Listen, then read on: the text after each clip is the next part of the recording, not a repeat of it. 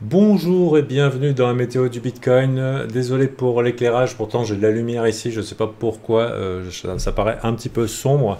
Comme vous le savez peut-être, aujourd'hui le Nasdaq est tombé de beaucoup suite a priori à l'annonce de la sortie de DeepSeek, qui est une version chinoise open source de ChatGPT et qui a priori aurait été développée avec 5 millions de dollars. Je ne sais pas ce qu'ils disent, est-ce que c'est vrai, c'est pas vrai, et ça a fait un petit peu des impacts sur les actions technologiques et la crypto en ce début de semaine.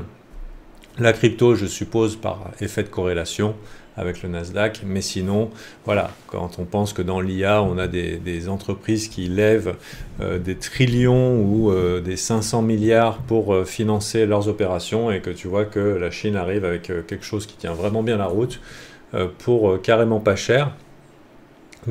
Voilà un petit peu la raison de la chute de ce début de semaine.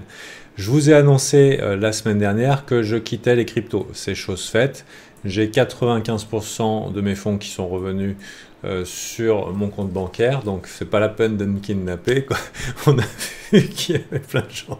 Je suis désolé, je suis de bonne humeur, qu'il y avait plein de gens qui se faisaient kidnapper pour leur crypto. C'est bon pour moi, ça sert à rien, hein.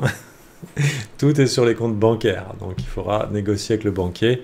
Reprenez la bonne vieille méthode, le pistolet, et Ladies and gentlemen, this is the robbery, et puis vous verrez comment ça se passe. En tout cas, on est dans une zone qui a fait range, qui a chopé, qui a bien chopé, qui a bien découpé, et j'avais identifié dans un mapping une zone sympa pour acheter. Ça fait longtemps que je trouvais que voilà, s'engager au cœur du range, c'était pas une bonne idée, surtout que les graphiques n'étaient pas très bien dessinés, c'était plutôt découpage.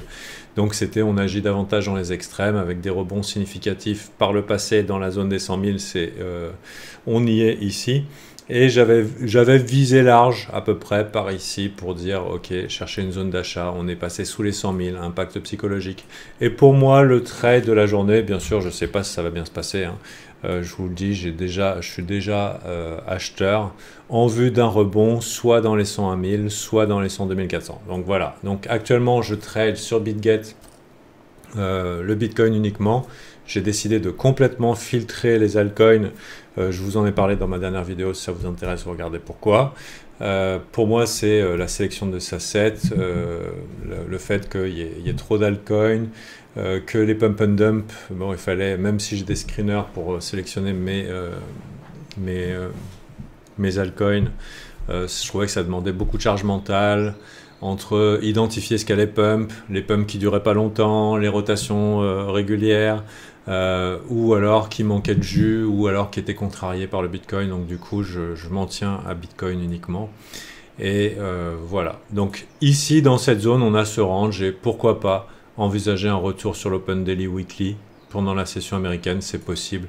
À mon avis, je pense que Nvidia ou d'autres actions trouveront acheteurs dans la journée, parce qu'il y a pas mal de gens qui cherchent à rentrer dedans, et j'imagine que le Nasdaq trouvera un petit rebond pour la suite de l'aventure, à moins qu'on est en train de pricer quelque chose de plus significatif sur les marchés à risque, mais je vais partir de cette option. Pour Bitcoin, je considère que l'événement Trump, donc son investisseur, c'est la publicité maximale qu'on a eue sur les cryptos, et que quel que soit le temps qu'il mettra à déployer toutes les promesses qu'il a faites, il n'y aura pas beaucoup de surenchères, et il y aura probablement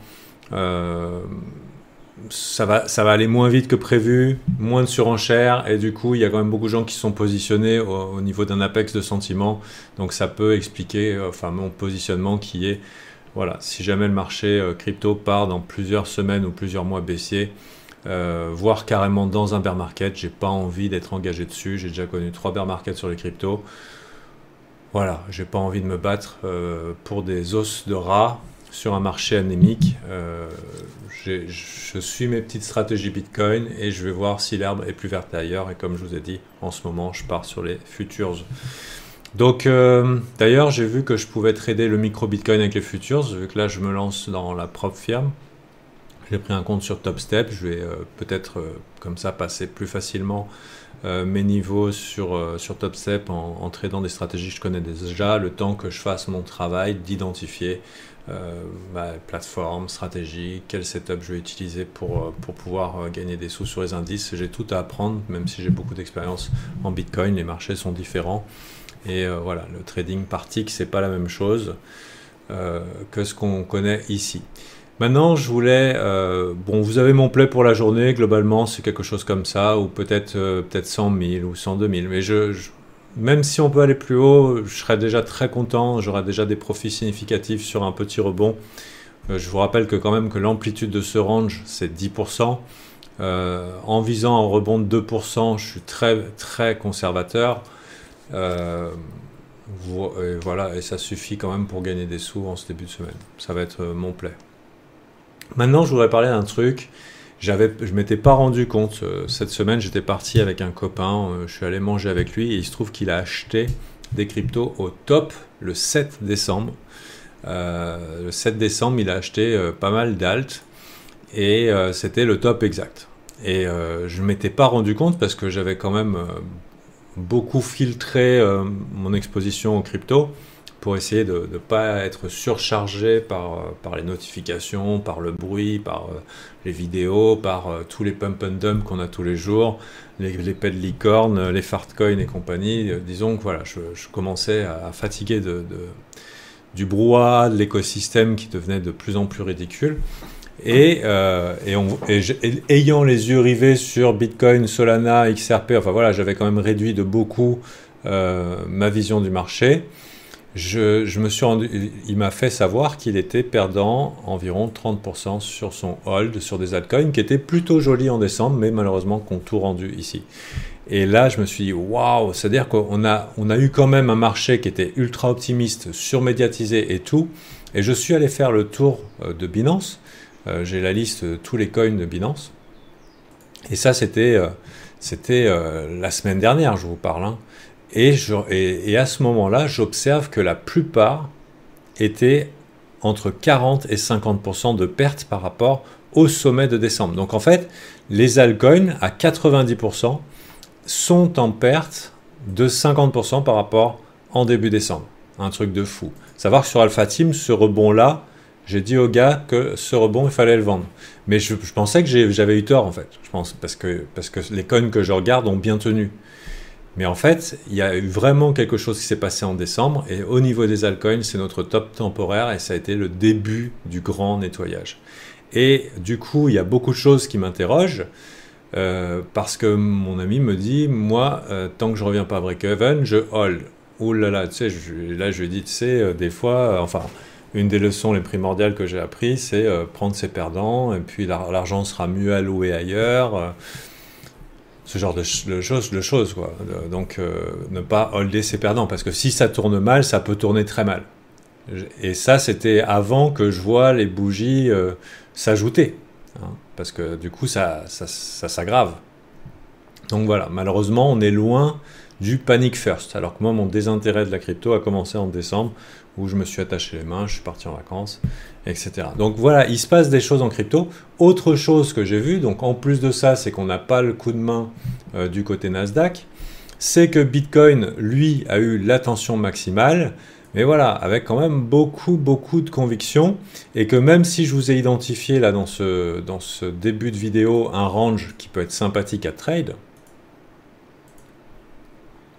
et qui est le range que je trade, donc dans la partie haute ici, je vous le remonte en 15 minutes, ça pourra vous paraître relativement significatif, avec des points extrêmes ici, des rebonds forts du côté des 100 000.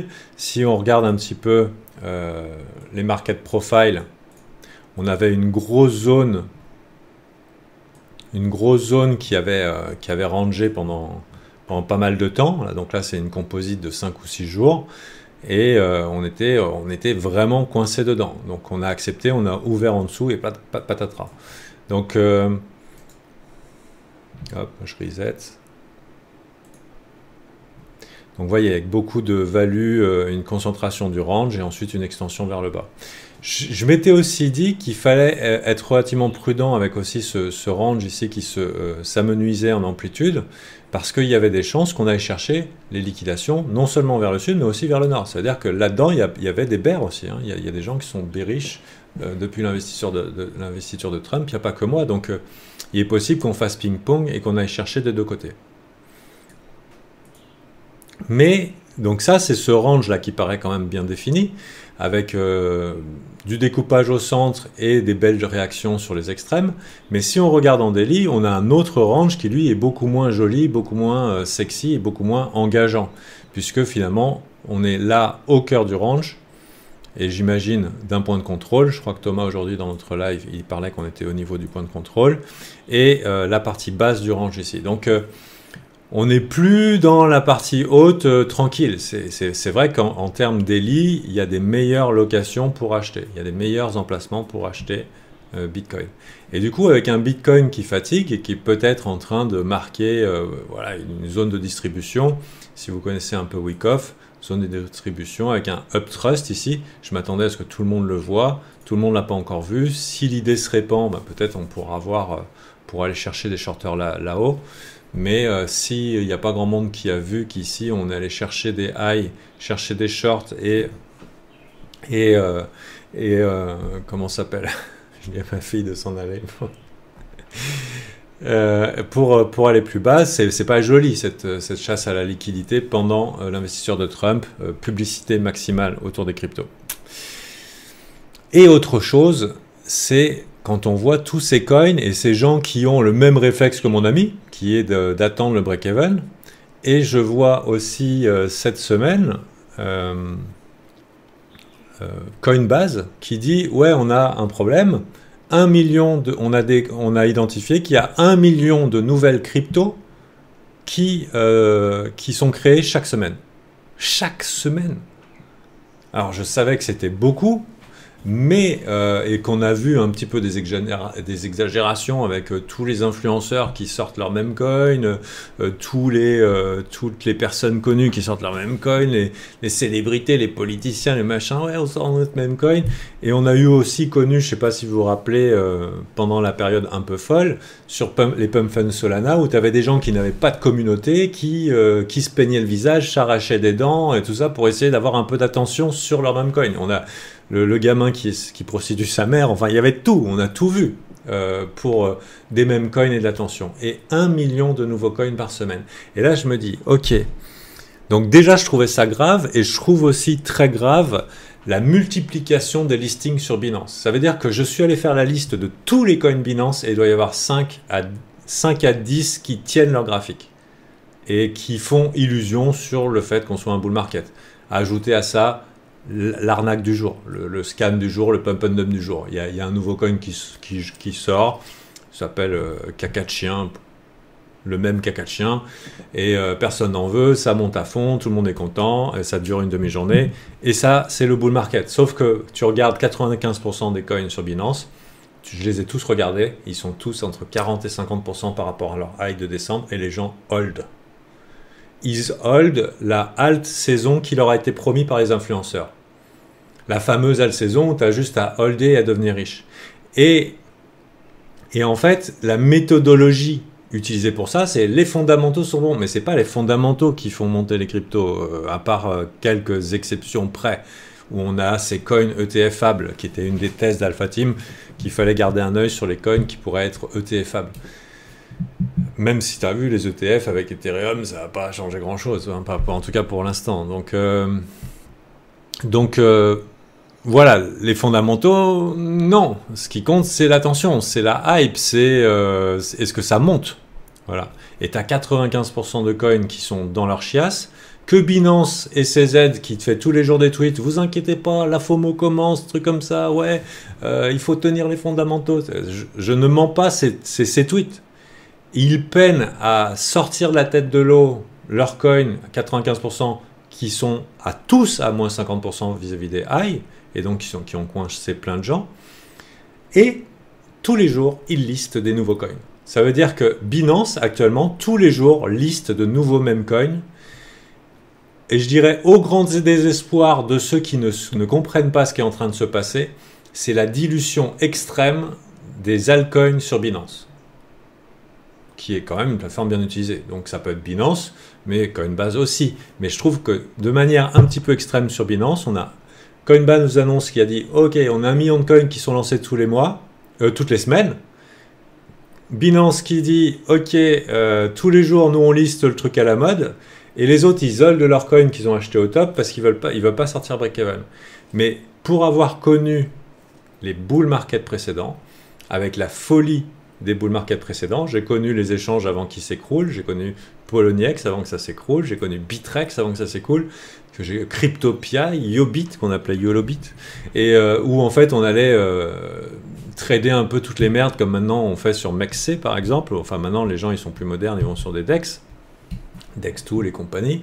Mais ce que je suis en train de vous dire, c'est que les gens qui ont fait qui ont posé leurs jetons sur la table, la table de casino, en attendant le fameux bull market promis, parce que liste de fondamentaux fournie par Monsieur Intel ou Madame Intel, t'inquiète, le T'inquiète Investing, ils sont là avec des coins qui, ça se trouve, ne reverront pas d'attention ou de lumière, parce que ça n'intéresse pas des manipulateurs de marché de lâcher des millions dessus pour bouger le prix, parce que c'est plus facile d'acheter un coin qui a 0 holder et de bouger le prix en repricant, en prenant tout le supply. Je ne sais pas si vous comprenez.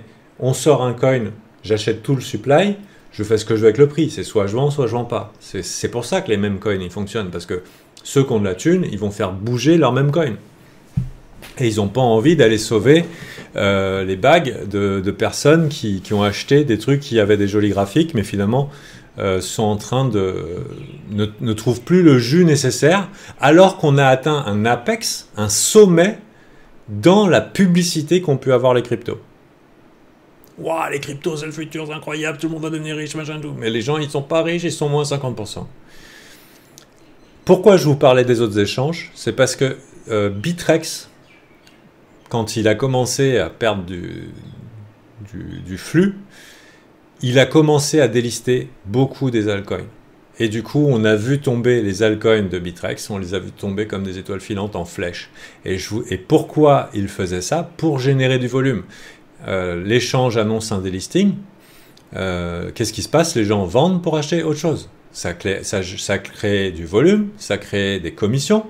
Et ce que je suis en train de vous dire, c'est que la manière dont c'est en train de se passer actuellement, je ne serais pas étonné qu'on voit des flux d'étoiles filantes se faire massacrer sur Binance, simplement avec de l'annonce de délisting de trucs qui n'intéressent plus personne, pour aller trader des choses qui intéressent les gens. Et c'est pour ça que pour moi, les cryptos, surtout les altcoins, je ne veux plus foutre les pieds dedans, sauf les 4-5 qui sont intéressants, mais à la limite, je ne veux même plus en entendre parler parce que je préfère trader les indices, l'indice ou l'or, je n'ai pas encore choisi, ou le micro-bitcoin ou le bitcoin en dérivatif parce que j'ai des stratégies pour le faire et que voilà, je ne vais pas les laisser tomber, c'est comme cracher sur des sous. Donc, mais je vois bien nos altcoins tomber comme des étoiles filantes. Parce que quand Bitrex annonçait un délisting, c'était des moins 50% annoncés. Et ils vont pas vous faire des mots d'excuses, Binance. Quand ils vont dire, oui, alors, tel coin, machin et tout, on va le délister, truc muche. Bien sûr, certains d'entre vous vont dire « Ouais, mais les fondamentaux sont bons, c'est l'opportunité d'achat. » Mais vous n'empêcherez pas la bougie de 50% d'arriver dans la journée. Même si ça rebondit après de 20-30. Ça risque de faire mal, ça risque d'être le feu sur la terre, quoi. Sérieusement. Et je plains les gens. Et je vous disais tout de suite, je vous dis, avec Thomas, on avait prévu de faire un défi Crypto Invest dans quelques jours. Ça fait 15 jours qu'on le prépare. Quand j'ai fait mon annonce, j'ai dit à Thomas, on annule tout. On ne fera pas de défi Crypto Invest. Je trouve qu'il est suicidaire d'emmener des gens dans la crypto aujourd'hui. Je pense qu'il est suicidaire et malhonnête d'encourager les gens à investir dans la crypto. On peut trade de la crypto. La crypto, tous les jours, il y a des trucs qui font 5-10% de mouvement, des fois jusqu'à 30%. On peut trade, il y a moyen de gagner de l'argent dessus. C'est compliqué, c'est difficile. Mais investir, faire genre... je mets mes jetons sur la table de casino et je vais être riche. Ça, c'était valable en 2017. Il y avait 300 cryptos en 2017. Donc, elles ont toutes eu leur pump. J'ai connu des jours où tous les jours, on prenait 20%. Mais là, il y a plus de coins qui sortent par jour que d'argent qui rentre dans les cryptos. Et je trouve ça catastrophique et j'ai aucune envie de dire aux gens de venir dans la crypto. Donc on va faire un événement qui sera orienté mindset pour les traders et les investisseurs, puisque c'est pas seulement les marchés qui sont difficiles à trader, hein. Le plus gros ennemi d'un trader en investisseur, c'est lui-même. Donc on va sûrement faire un autre type d'événement pour aider les gens à performer sur le marché, d'avoir le meilleur mental possible pour réussir sur les marchés. Mais ce que je vois dans les cryptos, la tendance que c'est en train de prendre, c'est une dilution maximale des altcoins avec des possibles délistings à venir et des massacres, alors que l'ensemble de l'écosystème trouve anormal, voire stupide, des prises de position, comme j'ai fait il y a quelques jours sur la chaîne, de dire j'arrête, parce qu'on a pressé tous les citrons. Voilà, bon, ça m'empêche pas d'être dans du long et de continuer à trade Mr Bitcoin, mais voilà. Et ça, là, on a ce genre de retracement avec un Bitcoin qui est encore près des highs annuels, près des ATH. S'il advenait que Mr Bitcoin décide de nous faire un retracement de 20-30% comme il a fait plusieurs fois l'année dernière, ça va être l'hécatombe. Voilà. Donc, on peut réussir dans la crypto, on peut gagner de l'argent sur la crypto, il y a plein de manières de le faire. Il faut le faire aussi avec un bon mindset. Vous pouvez apprendre à le faire sur Alpha Team. On peut vous aider, mais le buy and hold de vos super pépites, regardez bien les graphiques, regardez bien vos indicateurs tendance. Est-ce qu'ils vous disent pas merde? En tout cas, moi je vous dis, je trouve que ce qui m'a choqué, c'est le million par semaine. Parce que au loto, il y a une chance sur 2 millions de faire les 5 numéros. Les 5 numéros au loto, c'est une chance sur 2 millions. Ça veut dire que les gens vont jouer sur la table du grand casino de la crypto en posant leurs jetons avec les économies d'une vie, alors qu'ils ont plus de chances de gagner 5 numéros au loto. Dans la dilution est telle qu'en vrai, ce que tu devrais te permettre de risquer dans des alts, c'est 2 €. C'est ton ticket. Et pas les économies d'une vie. Quand il y avait 300 cryptos, tu pouvais te permettre de dire ok, il y a plus de chances de gagner. Mais aujourd'hui, il vaut mieux aller jouer à la roulette, il vaut mieux aller jouer au blackjack. Vous avez des meilleurs alphas, meilleurs edge. Voilà, c'est pas valable sur tous les alts. Et évidemment, quand je dis ça, vous dites pas tous les alts, vous vous dites la liste des vôtres c'est bon, même si c'est probablement pas le cas. Mais faites bien attention, il va y avoir des morts. Voilà. Quand je dis y avoir des morts, c'est pas physique, hein, c'est des capitaux ruinés. Voilà, hein, on est toujours disponible sur le Discord gratuitement. Ça veut dire vous pouvez venir discuter. On vous souhaite la bienvenue pour discuter dans Discussion Crypto sur notre Discord Alpha Team. La meilleure place, c'est dans Alpha Team. Il faut savoir que je ne suis pas très bon marketeur. On a essayé de se soigner avec Thomas, mais j'ai pas le temps de faire des vidéos souvent. J'ai pas le temps de vous faire la pub de mon service. Mais n'empêche que c'est à l'intérieur que ça se passe et que si on arrive à tenir depuis toutes ces années, c'est parce que les gens depuis 4-5 ans, ils sont toujours chez Alpha Team et ils s'en vont pas. C'est parce que c'est bien et ça augmente considérablement vos chances de survie. Et par exemple, ce genre de tournant, c'est le genre de truc qu'on voit chez nous et difficilement ailleurs. En tout cas, bon courage à vous. Je plains aussi tous ceux qui se matent toutes les vidéos sur YouTube. Ça doit être ultra fatigant en plus de tous les mouvements en crypto. Et bon courage à vous. Voilà. Allez, à plus. C'était Gabriel. Bye.